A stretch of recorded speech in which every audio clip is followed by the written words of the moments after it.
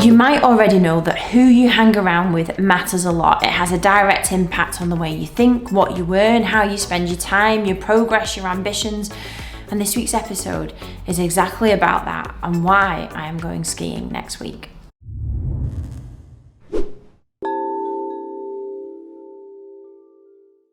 Hello, it's Emma Mills here and welcome to episode 221 of MiTV. And this week's episode is all about why it is so important that who you hang around with matters a lot and the implication of it and the impact that it has on your life. And whether you work on your own, you work with a team, whether you don't have ambitions to grow a big business, which not everybody has, but some people just went into it to enjoy what they do. But whatever your ambitions and outlook and what success means to you, actually who you spend time with in the week can be so impactful on the progress you make on whatever success looks like. And it was brought home to me a couple of weeks ago.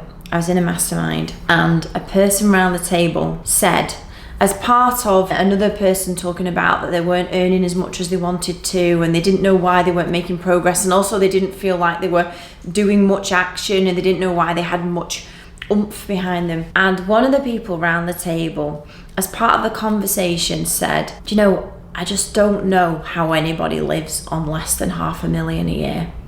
Now, you might, I smiled when he said this. And I want to say as well that the person who said this is not from a wealthy background. Everything he's built and has is self-made. He's created very much the life he has. He's from a very average, he's from a working class background. And when he said it, I thought, that is so impactful for the people sat around this table, because you can sit around a table and people can moan about the cost of living and about the government and about everything that is supposedly out of your control on how you do things. And you can sit around a table like I did on a Wednesday, just with a cup of coffee, listening to another guy saying how he's not progressing in his life. And somebody's reaction to that is, I just don't know how people can afford to live on less than £500,000 a year. And I just thought, oh my God, that is so cool. Because whether you listen to that and you think, what the hell is he on about? He's off his head. That is just ridiculous.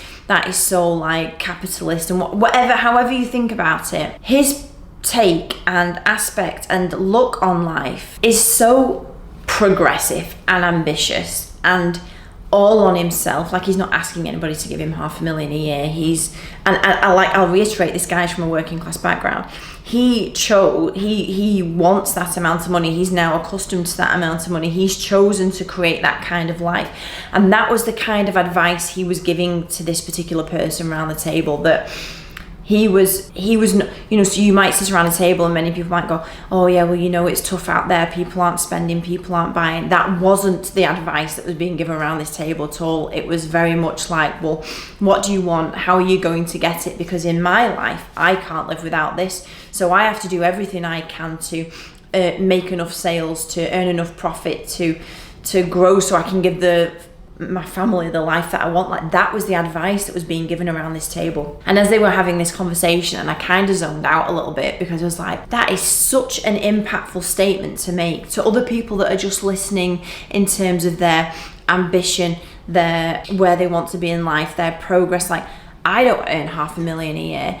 And I'm looking at him and I'm thinking, that is a really cool thing to say, because I'm totally in control of what I do. And so how do I get to that point? How do I move forward?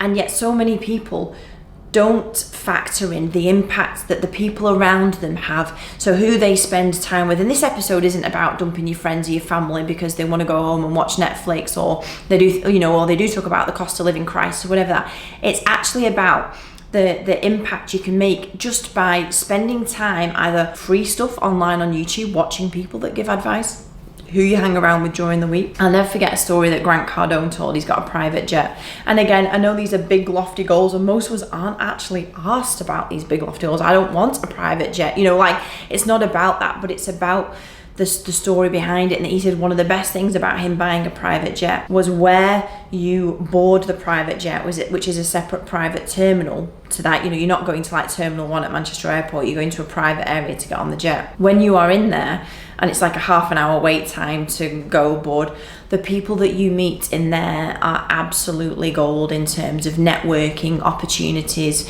JVs, And I know that, you know, next week I'm not going to be hanging around in the private jet terminal, but it's about the concept of where and who you put yourself in front of and spend time with.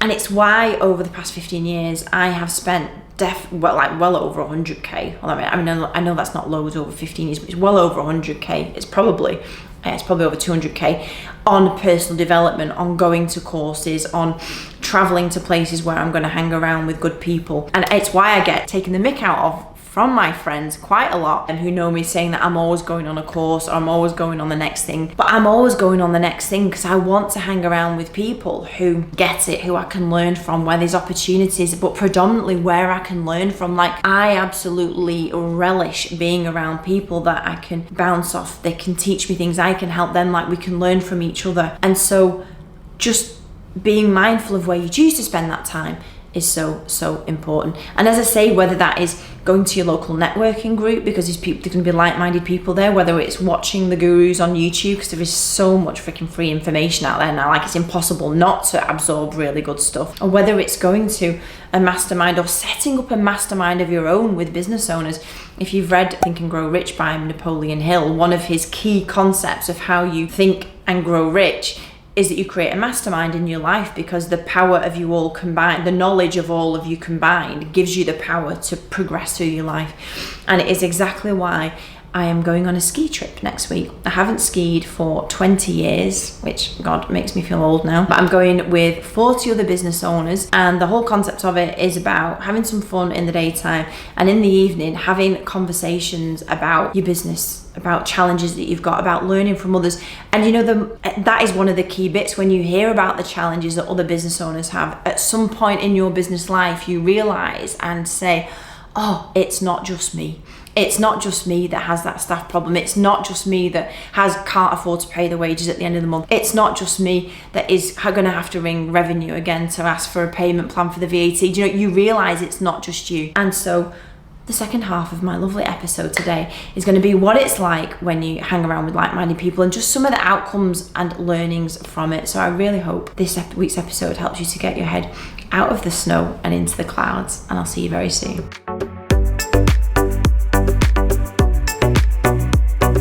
It's day 4, it's the last day of my ski trip with the Dent team, and it has been absolutely amazing. And I promised that I would round up all the key learnings that I had from ultimately spending just short of a week with 40 other business owners. And as I said, like, who you hang around with matters a lot, and it was really brought it home to me. And here are the 4 key things from this week. So 1, if you are not exploring or using AI in your business, then the gap between those who are and those who aren't is going to widen at the most alarming rate ever. And in the next couple of weeks, I'm going to dive deeper into AI for you, and with some like implementable things for you to use in your business. But if you are not already looking at it, please promise me that you will, because I don't care what kind of business that you have, there will be something that saves you time, and you can implement things quicker. Please take a look at it.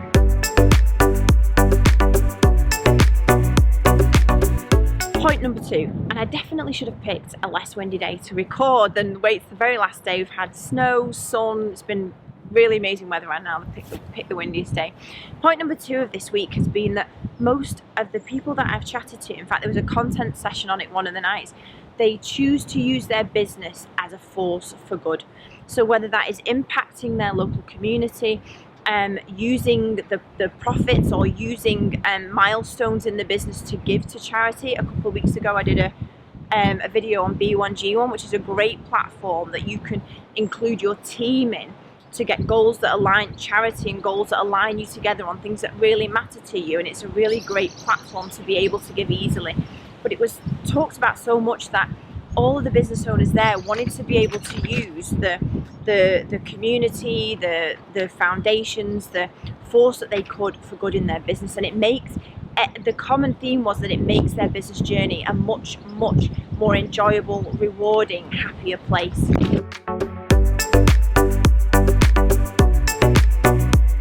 The 2 biggies that I'd say for the last start, that hanging around with people who are maybe a couple of steps ahead of you, maybe a couple of steps behind, but they're on the same journey, they are They are inspired by the same things. They're inspired by just wanting to have progress in life at the end of the day. You know, like, I'm not talking about big trappings of wealth, making loads of money, just actually making progress in whatever their field they've chosen to do that in is so inspiring. And obviously you learn a lot from them. But one of the biggest things I took away from it is literally the people that we were with on this holiday. They're not all, you know, it's not like I've been on holiday with Bill Gates. They're not all multimillionaires. They are just very, very normal individuals, business owners like you and me. And they are, the things that they were just talking about as normal occurrences was super, super inspiring. So like one night I'd be sat next to somebody who just bought a business for $2.5 million. He hadn't bought a business before. He actually bought it with no money down. But his experience of talking about it was really just like a normal, regular occurrence, that this is just the kind of thing you do. Like the goals and the problems that they were facing, and you realise that, and it's really confidence inspiring that actually, and I am coming home from this holiday with like complete renewed spirit to just get shit done, to pursue my goals, to go for the things that I want to go for. Because when you hang around with people who just see that as normal everyday life, and maybe normal is the wrong word, but they see that as their daily mission to be a bit better, to progress a bit more, to learn something new, to buy a business, to double their business next year, to add a new product to their business, then hanging around with those people can, for me, make the difference in somebody's life of actually being really successful or not. Because when you're listening to those things, you're imprinted so much more with actually moving forwards in the right direction. And it was all really like summarized for me on the last night. So there was a content session and it was called From Good to Great. So there was some business owners talking about how they'd made their businesses, they were good and now they was great. And there was one story in particular which I feel really resonated with me, and I think it will resonate with a lot of people that watch my content. And he has a business, he has two businesses now, and one of them, which was his first business, he'd been in for about 10 or 12 years. And when he was talking about his business, he very much referred to it as being a slog, a grind. It was a business that I'm sure lots of people watching this have as well, and I've experienced it too, where you're doing lots of things for different people. Every project is differently quoted. You're managing time, you're managing hours, you're managing staff. There's like so many moving parts to it, and it's not a super scalable method that you've got in your business, because there's just so many, like everything's different. You might help one person this way, you might help one person that way. And he referred to it all the time as a slog. And basically in the past 2 years, he's been in his business for about 12 years. In the past 2 years, he's now started a new business with somebody else. And this is the one that's got super scalable aspects to it. He doesn't have the same issues that he had in the other business, which still exists. But this business now is like the new shiny one that's already grown phenomenally big in a short period of time. And so he's had like this journey of all the like slog, trudging through mud, like clients doing different things for people. And somebody in the audience, and I was super resonating with this, you know, when you're in the slog, when you're not really growing, I think he'd got to a certain point, couldn't really grow it much more, then it would move a bit. It's like totally all over this.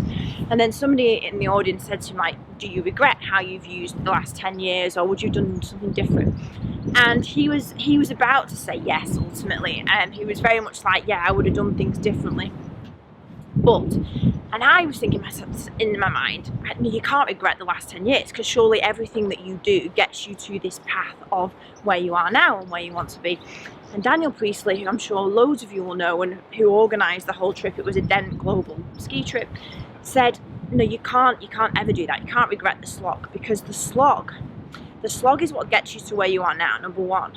But to use Daniel's phrase, when you are in the slog period of your business, so, and 10 years, to be fair, is very, very common for most business owners, you know, overnight success doesn't happen.